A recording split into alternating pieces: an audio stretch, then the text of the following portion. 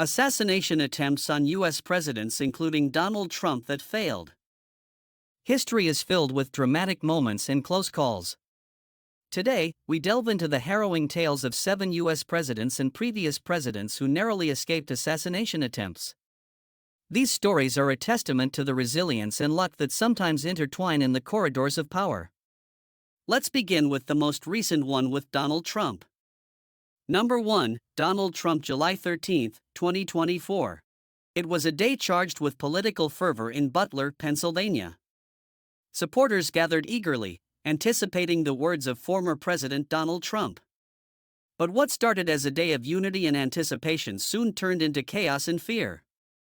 In a chilling twist, images surfaced of the shooter lying on a rooftop, wearing apparel linked to Demolition Ranch, a popular YouTube channel dedicated to firearms enthusiasts. The sight of this emblematic shirt sparked a wave of speculation and disbelief across social media. The internet erupted with shock and speculation. Online communities buzzed with questions and theories about the shooter's motive and how such an attack could unfold unnoticed in a crowded event. It's truly surprising. To fire from such a vantage point undetected presents significant investigative challenges. Law enforcement officials grappled with the complexity of the crime scene, raising critical questions about security protocols and the shooter's ability to evade detection. Reports confirmed a breach in the rally's perimeter, with shots fired approximately 148 yards from where President Trump addressed the crowd. The revelation of this breach raised urgent concerns about event security and public safety. It was beyond belief that an assassination attempt on our former president, Donald Trump, happened. The motive of why it was done is unclear and we may never find out. The FBI formally labeled the incident as an attempted assassination, underscoring the gravity of the situation and the ongoing efforts to uncover the truth.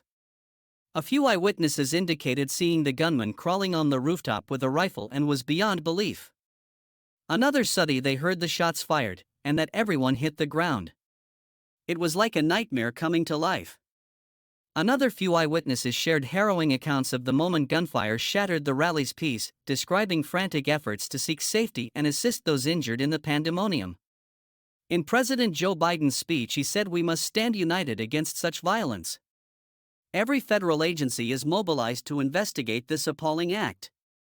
Amidst the shock and grief, as communities unite in resilience and reflection, the nation confronts the stark reality of political violence. Number 2, Ronald Reagan. March 30, 1981. It was a sunny afternoon in Washington, D.C. Ronald Reagan, the 40th President of the United States, had just delivered a speech at the Washington Hilton Hotel. As he exited the hotel with his entourage, a young man named John Hinckley Jr. approached. Hinckley, motivated by an obsession with actress Jodie Foster and seeking to impress her, fired 6 shots from a .22 caliber revolver in a rapid succession. In the chaos that ensued, President Reagan, Press Secretary James Brady, a Secret Service agent, and a Washington police officer were struck by gunfire. Reagan, hit by a bullet that ricocheted off his presidential limousine, was critically wounded. He was quickly rushed to George Washington University Hospital, where he underwent emergency surgery to remove the bullet lodged in his lung. Meanwhile, chaos erupted at the scene. Secret Service agents and law enforcement swiftly apprehended Hinckley, who was found carrying a letter to Jodie Foster and several rounds of ammunition. President Reagan's condition stabilized, and despite the severity of his injuries, he remained remarkably composed. He even joked with his doctors as he was wheeled into surgery, saying, "I hope you're all Republicans." His humor and resilience during the crisis endeared him to the public. Hinckley's motives were later revealed to be rooted in his infatuation with Jodie Foster and a desire for fame. He was found not guilty by reason of insanity and was committed to psychiatric care. The assassination attempt prompted a review of security procedures and protocols for protecting U.S. presidents. The incident also raised awareness about mental health issues and the potential dangers posed by individuals with untreated mental illness. President Reagan's recovery and return to office reinforced his image as a resilient leader. His ability to navigate through adversity and maintain a sense of humor in the face of danger left an indelible mark on American history. President Ronald Reagan's survival of the assassination attempt serves as a powerful testament to his strength and leadership. His response to the crisis further solidified his place in history as a president who faced adversity with courage and grace. Number 3. Gerald Ford. September 5 and 22, 1975. Gerald Ford, the 38th President of the United States, faced not one, but two separate attempts on his life within 17 days in September 1975. These incidents marked a tumultuous period in American history, with the nation still reeling from the aftermath of the Vietnam War and political turmoil. The first attempt occurred on September 5, as President Ford was leaving the St. Francis Hotel in San Francisco. Lynette Squeaky Frum, a devoted follower of Charles Manson, approached the president, aiming to assassinate him with a .45 caliber pistol.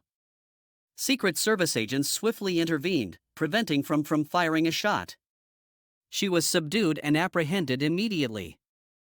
17 days later, on September 22, another attempt on Ford's life unfolded in San Francisco. Sarah Jane Moore, a political activist, fired a .38 caliber revolver at Ford from across the street as he emerged from the St. Francis Hotel. The shot missed Ford by mere inches, thanks to a bystander, Oliver Sipple, who instinctively grabbed Moore's arm, causing her aim to falter. Moore was quickly subdued by Secret Service agents and bystanders, preventing any further harm to the president.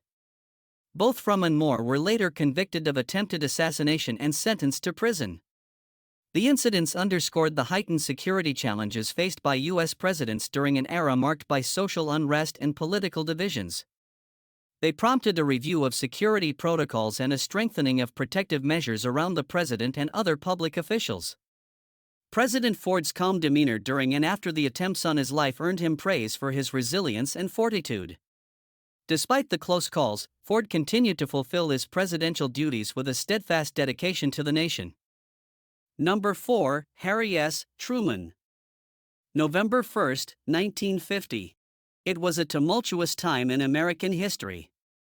The Korean War was raging, and President Harry S. Truman, the 33rd President of the United States, was facing intense political and international pressures. On November 1, 1950, Truman was residing at Blair House, the traditional residence for U.S. presidents during White House renovations. As Truman prepared for an afternoon nap, two armed Puerto Rican nationalists, Oscar Collazo and Rosilio Torrezola, approached Blair House. Collazo, armed with a German Luger pistol, attempted to storm the residence's front steps. Meanwhile, Torrezola positioned himself across the street, armed with a .38 caliber pistol, intending to provide cover fire. Guards stationed at Blair House reacted swiftly. As Collazo attempted to breach the front steps, a fierce gunfight erupted. Secret Service agents and White House police exchanged gunfire with Collazo, who was wounded in the chest and legs. Torrezola, firing from the opposite side of the street, fatally wounded Officer Leslie Kaffelt, who managed to return fire and mortally wound him. Inside Blair House, Truman heard the commotion and was rushed to safety in the basement. Despite the chaos and danger, Truman remained composed. He later commented that he was more concerned about the wounded officers and their families than his own safety. The failed assassination attempt shocked the nation. Collazo and Torrezola were both captured, with Collazo eventually sentenced to death, later commuted to life imprisonment by Truman himself. Torrezola died at the scene, making him the first assailant to attempt to kill a U.S. president and succeed in taking the life of a White House police officer. The attempt on Truman's life underscored the ongoing threats faced by U.S. presidents, especially during times of international conflict. It also prompted increased security measures at the White House and other presidential residences, ensuring greater protection for future presidents and their families. President Truman's calm and resolute response to the assassination attempt further solidified his reputation as a steady leader during turbulent times. His willingness to confront danger head-on and prioritize the welfare of others in the face of personal peril remains a testament to his courage and dedication to public service. President Harry S. Truman's harrowing experience at Blair House serves as a poignant reminder of the sacrifices and risks inherent in presidential leadership. His steadfast resolve in the face of adversity continues to inspire generations of leaders and citizens alike. Number 5. Franklin D. Roosevelt. February 15, 1933. It was a balmy evening in Miami, Florida. Franklin D. Roosevelt, who had just been elected the 32nd President of the United States but had not yet taken office, was making an appearance at Bayfront Park. The Great Depression had gripped the nation, and Roosevelt's promise of a New Deal had inspired hope across America. As he sat atop the back seat of an open car, delivering an impromptu speech to a large, enthusiastic crowd, the night would soon take a dramatic turn. In the crowd that night was Giuseppe Zangara, an unemployed bricklayer of Italian descent.